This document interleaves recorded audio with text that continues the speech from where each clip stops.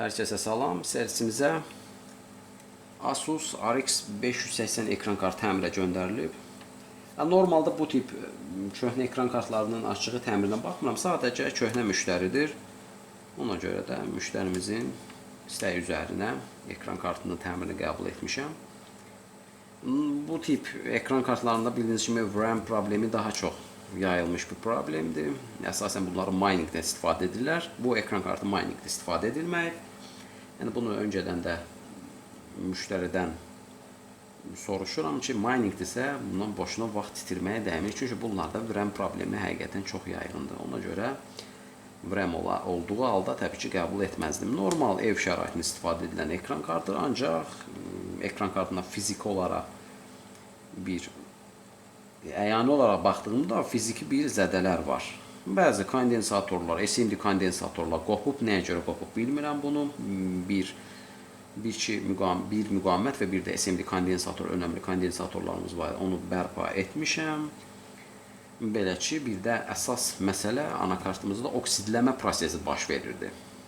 Yəni bir müddət sonra böyük ehtimalca artıq müqavimətlərin çoxu çürüməyə gedəcəkdir. Anakart ideal şəkildə yuyulub, çünki bu bölgələrdən, daha sonra əsasən də, baxın bu bölgələrdən oksidləməyə, yəni proses davam edirdi, başlamışdı bir növ.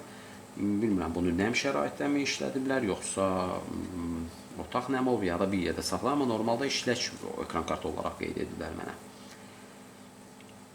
Bu arada burada bizim qopan, az sonra göstərəcəm bunu. Fazımızın çıxışında bu SMD kondensatorlar lehimlənib, daha sonra çıxışdakı SMD kondensatorların ikisi yerində yoxdur və bir də bizim burada əsas ana voltajımız, hansı ki PCI Express konnektorumuz var, əsas ana faz voltajıdır, qida blokundan gələn. Burada qoşduğumuz zaman qırmızı LED aktiv olurdu. Bu da PCI Express kanalının aktiv olmadığını, yəni təyin edilmədiyini. Çünki bu pin normalda bir növ detect pin olaraq da təyin edilir.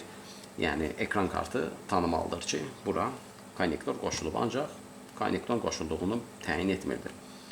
Burada bizim 0 ohmluq bir müqavimətimiz var və bu 0 ohmluq müqaviməti bərpa etmişəm. Və bir də bizim burada PCI Express kanalındakı diferensial kanaldır burası və bu diferensial kanalda istifadə edilən bir SMD paralel qoşan bir SMD kondensatorumuz yox idi, onu da bərpa etmişəm. Ancaq bir neçə kondensatorumuz qırılıb. Təbii ki, bu iş prosesinə, yəni hal-hazırdakı prosesə birbaşa aidiyyəti yoxdur, ancaq onu daha sonra təmir uğurlu keçərsə, daha sonra onu yerinə lehimləyərəm. Problem nədir? Ekran kartı tam ölü vəziyyətdədir və bildiyiniz kimi ekran kartları mənim Udemy-də dərsimdə də orada bir siqnal zamanlama haqqında məlumat verim. Ekran kartlarında buna bənzər bir dərsim də var. Ekran kartlarında bir siqnal zamanlama var, anakartda olduğu kimi. Və burada da bizim bir çox fazımız ölüdür. Belə ki, ekran kartımızda sadəcə aktiv olan 3.3, 5 voltaj, 1.8. Daha sonra digər voltajlar aktiv olmur. Təbii ki, bu prosesdə hər hansı bir VRM-in faz çıxışının olmadığına görə digər fazların da aktiv olmamasına gəlib çıxarır. Çünki bir VRM kontrollerin PowerGood'un başqa bir VRM kontrollerin PowerGood pini olaraq, daha doğrusu enable pini olaraq istifadə edir. Yəni bunun PowerGood'u dövr olaraq və ya da birbaşa digər bir kontrollerin enable pini olaraq istifadə edilir. Burada ilkin olaraq diaqnostika etmişəm və nəticə etibarilə bizim burada VPEX Video PCI Express fazımız aktiv deyil. Bunun aktiv olmama səbəbi isə bizim burada bir LDO çıxışımız var kontrollerin. İstehsalçı tərəfindən qeyd edir ki, LDO-muzda internal output LDO 5 voltaj olmalıdır. Ancaq burada biz ortalama 1.8, 1.7, 1.9, yəni hər start aldığında fərqli LDO-da voltajlar çıxır və təbii ki, faz çıxışı da ölü vəziyyətdədir. Çünki bu dövrə, buradakı dövrə aktiv olmasa bizim fazımız aktiv olmaz və daha sonra bizim burada sıralı olaraq deməli VMEM, Video Memory və bir də burada bizim VDD-SI voltajımız aktiv olmur. Yəni GPU voltajından sonra sıralı olaraq bunlar, bu iki faz aktiv olmalıdır. Şübhəli olaraq təyin etdiyim bizim VRM kontrollerimiz bu MPS MB671 kontrollerdir. Bu bəzi notebooklarda da 1.2 voltaj olaraq konfigurasiya edilən bir proqramlanabilən bir kontrollerdir çıxış fazı. Və bizim az öncə qeyd etdiyim kimi LDO-muzda bir problem var. Bu High Current Synchron Step Down Converter'dır. Belə ki, baxın bu bizim 11-ci pinimizdir. Baxın bu nöqtə. Burada təbii ki bir kondensator var idi. Hər ehtimal qarşı kondensatordan bəlkə qaynaqlı bu LDO-muzda problem var idi. Bu kondensatoru mən çıxartmışam, ancaq kondensator dəyəri qaydasındadır. Ancaq yenə də LDO voltajımızda bir problem var. Anakart start aldım. Hal-hazırda 11-ci pinimizi ölçürəm. Kursoru ilə də voltajımızın tam dəqiq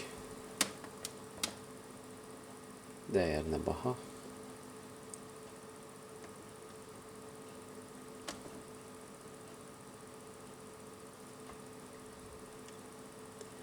Ortalama voltaj dəyərimiz 1.6.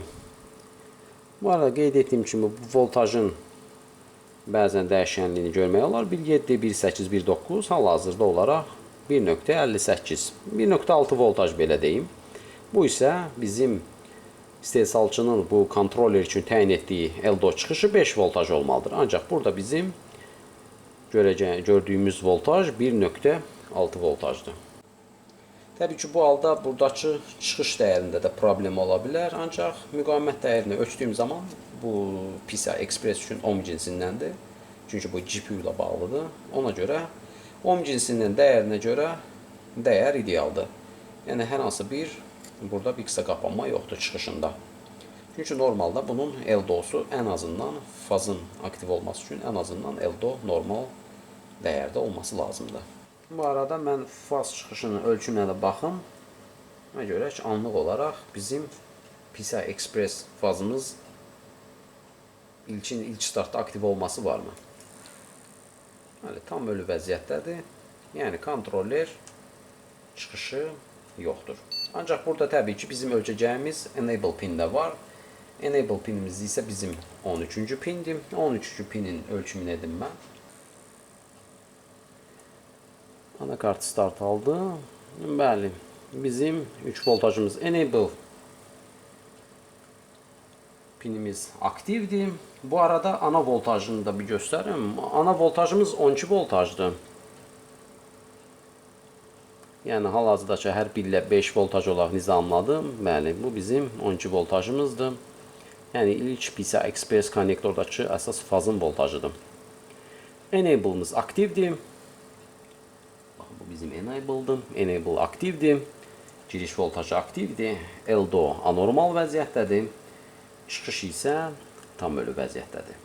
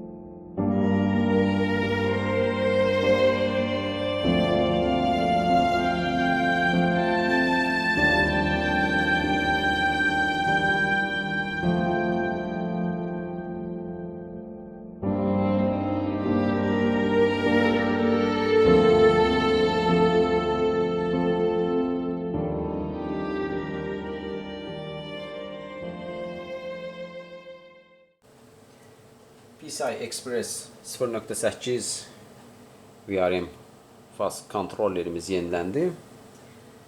İndi isə ilk öncə LDO voltajını oscillograf vasitəsilə ölçək.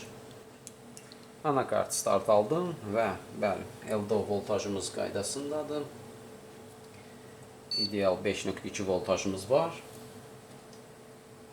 Və PCI Express kanalına baxın. Bəli, artıq burada da gərginliyimiz var.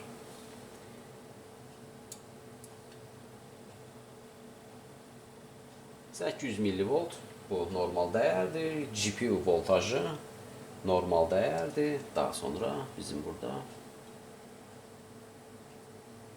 VRAM voltajımız qaydasındadır. Bu üzr istəyirəm, bu VRAM voltajımızdır. 1.5. Bir isə GPU üçün digər faz voltajımızdır. VDD voltajı. Bu da qaydasındadır. Ekran kartımızı HDMI konverterlə USB portdan bağlamışam və kamera üzərindən artıq mən görüntünü əldə edə bilərəm. Çünki fazlarımız hər bir şey qaydasındadır. Görüntümüzə baxaq.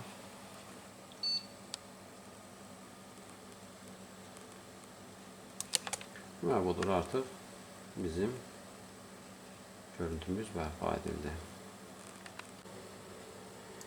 Driverləri artıq mən əməli sistemində yükləmişəm. Device Manager'dan baxaq. Bəli, artıq hər hansı bir qurğumuzda xəta göstərmir. GPU-Z proqramı ilə də baxaq.